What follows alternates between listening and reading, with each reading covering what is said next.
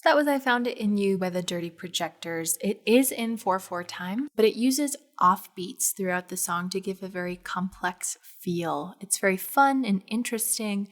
There's no real clear rhythm that's consistent throughout the entire song, but it is, like I said, an underlying 4/4 time. All the instruments are kind of doing their own thing. They're all playing in different rhythms. He is singing in very interesting rhythms with some riffs that give extra beats to his voice, which is kind of interesting. And they're just a very complex and sometimes a little uncomfortable band to listen to. They're not their favorite for a lot of people, but I think they're kind of like a brain tease, like a little bit of a challenge for your brain to kind of figure out what is going on in the song.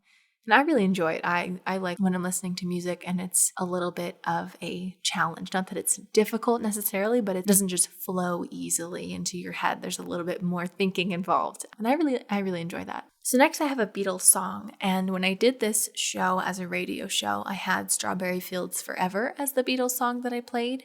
That kind of has, I think it's 4/4 time most of the time. Then it kind of has the 1, 2, 3, 1, 2, 3, 1, 2, 3, 4 for the Strawberry Fields Forever, 2, 3, 4. So that's what I used to have in this. But I was listening to Abbey Road, which is a record that I have on my record player.